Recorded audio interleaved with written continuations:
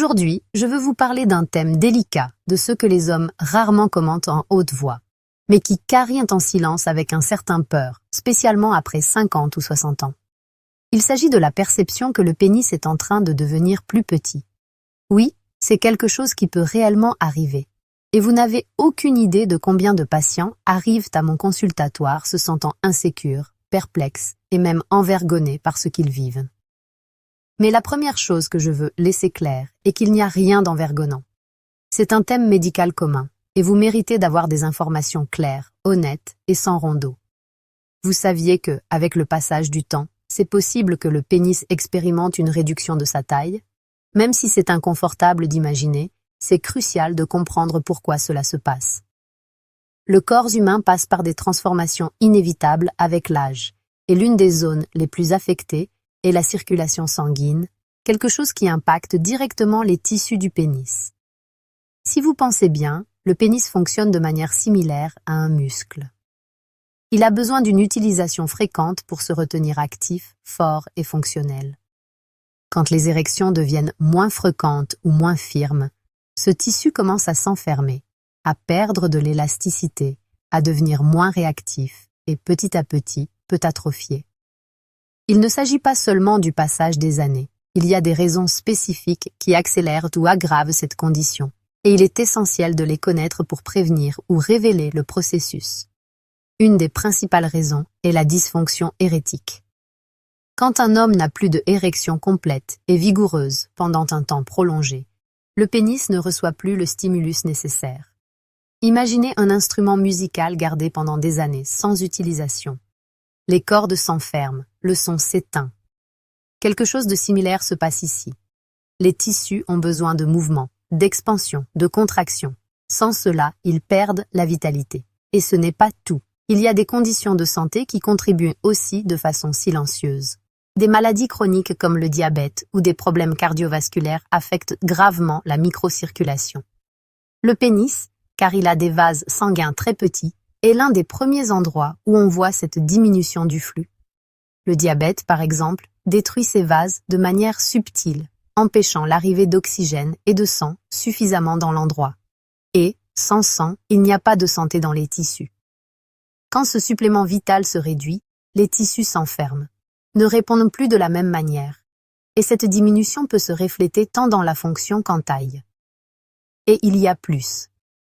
Un autre facteur très fréquent est l'obésité.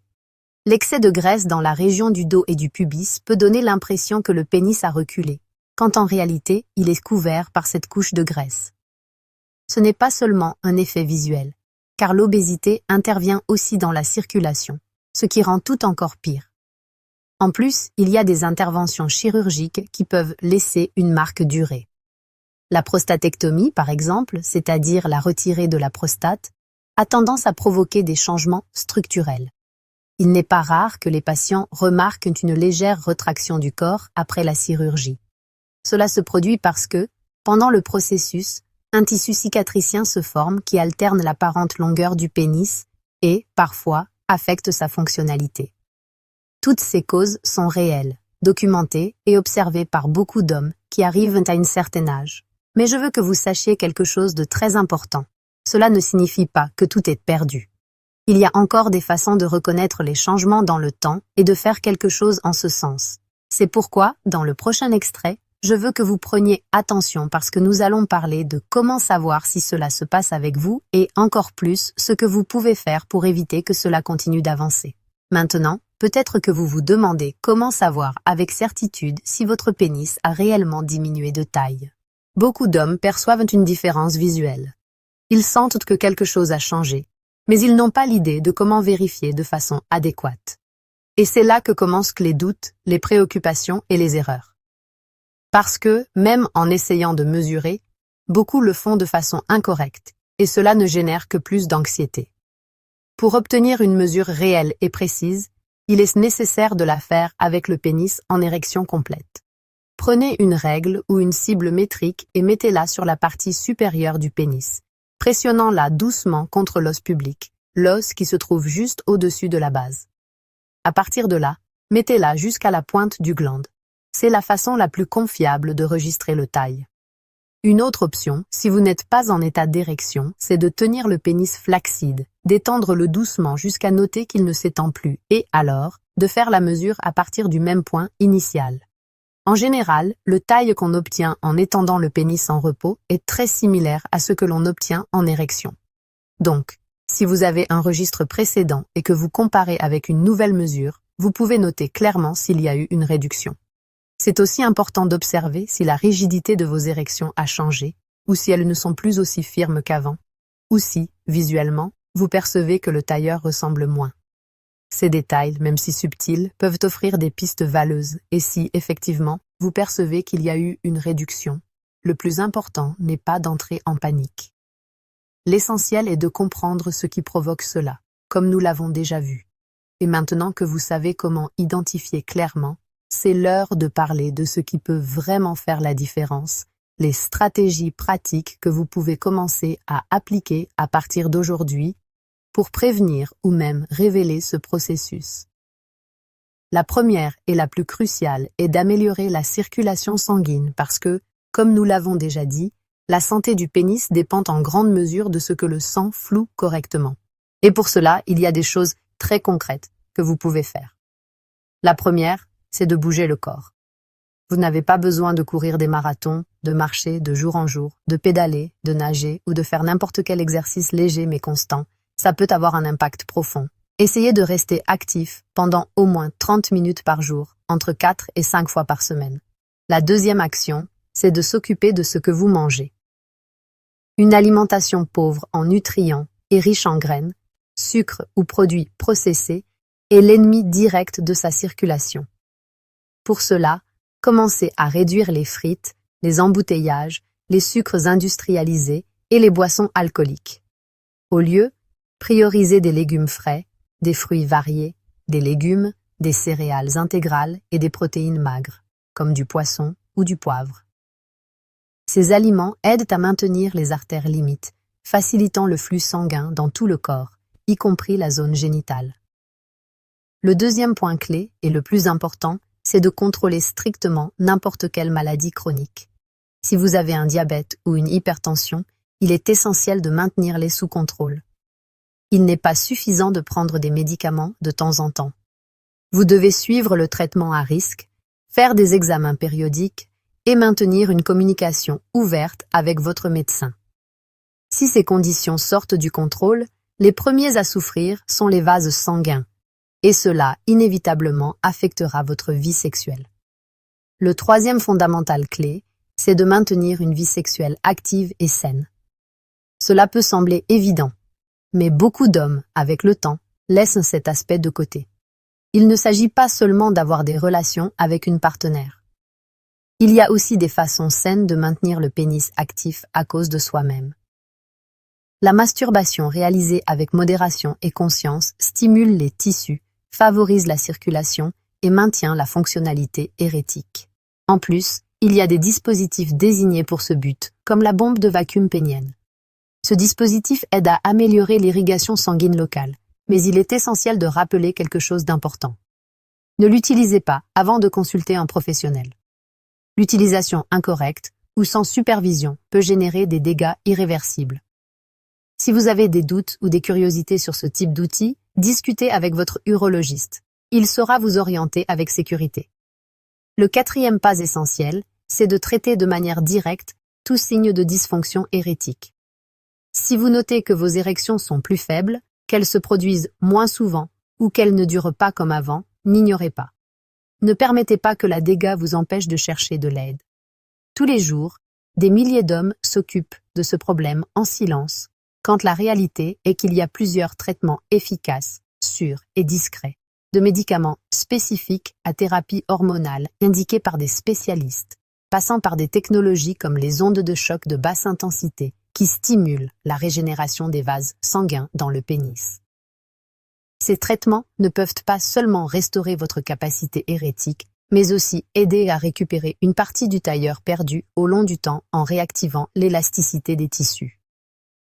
Avant de continuer, je veux insister sur quelque chose de vital. Aucun conseil ne substitue la consultation avec un spécialiste. Si vous avez des doutes, cherchez une direction professionnelle.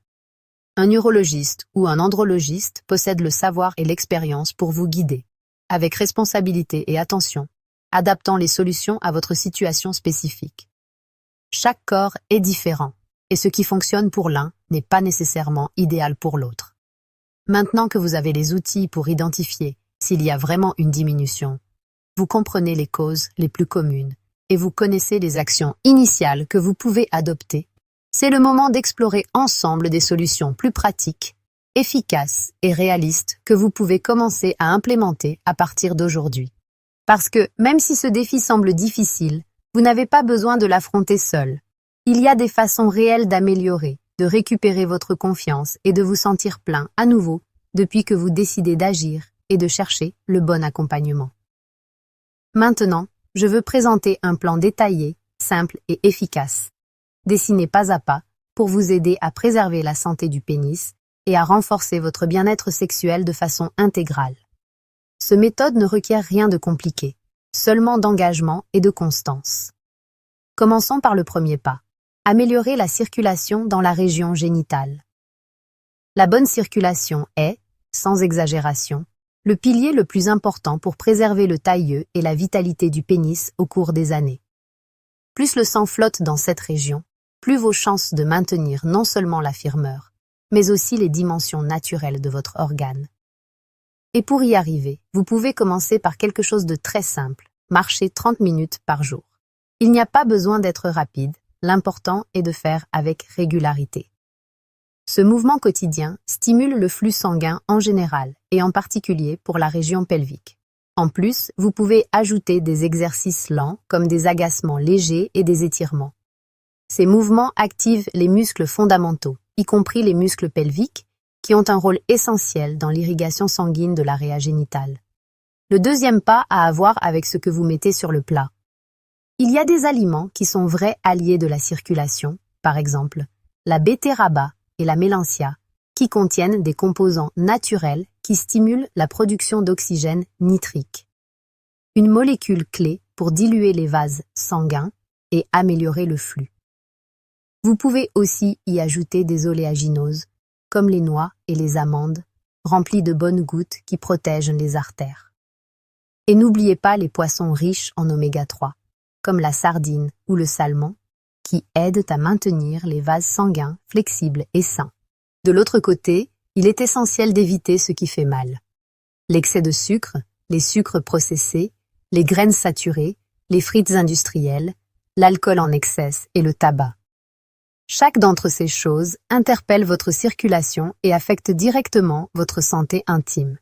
Le troisième pas est de réduire l'excès de poids. Si vous avez de la graine accumulée dans l'abdomen, perdez-la. Il n'améliore pas seulement votre santé générale, mais aussi vous permettra d'avoir un pénis plus long pour ne pas être caché sous cette couche de graines. Moins de graines dans la région publique signifie plus de visibilité et fonctionnalité. Pour cela, l'idéal est de suivre une diète équilibrée. Et si possible, consultez un nutritionniste pour recevoir une orientation personnalisée. En plus, faites des exercices aérobiques comme marcher, nager ou pédaler. La constance est ce qui apporte des résultats. Le 4 pas est de détruire avec un mythe dangereux. Pensez que si vous n'avez pas d'activité sexuelle fréquente, il n'y a pas de problème. Le pénis, comme n'importe quel autre tissu, a besoin d'un stimuli régulier. S'il n'est pas utilisé, il s'enferme. Pour cela, même si vous n'avez pas de partenaire, il est important de garder l'actif. La masturbation saine et modérée est une pratique recommandée car elle aide à maintenir l'élasticité et la circulation dans la région. Et, si c'est fait avec une orientation médicale, vous pouvez aussi bénéficier de l'utilisation de dispositifs comme les bombes péniales qui favorisent l'irrigation. Le 5e pas. Traiter la dysfonction érétique. Laisser ce problème sans traitement peut avoir des conséquences sérieuses, et l'une d'entre elles est la réduction réelle du taille du pénis. Si vous notez que vos érections sont plus faibles, moins fréquentes ou moins durées, n'ignorez pas. Avant de consulter un médecin, il sera plus facile de révéler la situation. Aujourd'hui, il existe plusieurs options thérapeutiques saines et efficaces, depuis des médicaments, des thérapies avec des ondes de choc, jusqu'à des traitements avec des lasers, ou même une reposition hormonale, si c'est indiqué. Le 6e pas, c'est de faire des contrôles médicaux périodiques. Visiter le urologiste régulièrement, surtout après 50 ans, ça peut faire de grandes différences. Faites des tests comme l'ultrason Doppler pénitentiaire, des analyses hormonales et d'autres qui évaluent de façon précipitée toute altération dans la fonction et dans la circulation du pénis. La prévention est toujours plus puissante que la correction. Le 7e et dernier pas, ne vous inquiétez pas de votre santé émotionnelle. Beaucoup d'hommes ne comprennent pas l'impact mental sur la vie sexuelle. L'anxiété, le stress, la tristesse ou la faible self-esteem peuvent affecter profondément votre performance et votre perception de vous-même. Parler de vos inquiétudes avec quelqu'un de confiant ou avec un professionnel peut allévier des charges que vous portez depuis des années. En plus, cherchez des moyens de se détendre. Méditez, faites du yoga ou rencontrez un passé qui vous apporte joie. Et maintenant, je veux que vous preniez l'attention à quelque chose de fondamental. Si vous passez par cela, vous n'êtes pas seul. Il y a des milliers d'hommes qui se sentent comme vous, et beaucoup ont obtenu des résultats positifs quand ils ont décidé de chercher de l'aide et de suivre les directions correctes. Votre self-esteem, votre sécurité et votre bien-être ne sont pas liés uniquement aux tailles de votre pénis. Mais cela ne signifie pas que vous ne pouvez pas garder cette partie de votre santé avec dignité et compromis. Si vous êtes arrivé jusqu'ici, je vous remercie de mon cœur pour votre confiance. Partagez cette information avec quelqu'un qui en a besoin. Laissez un commentaire avec des doutes ou des expériences.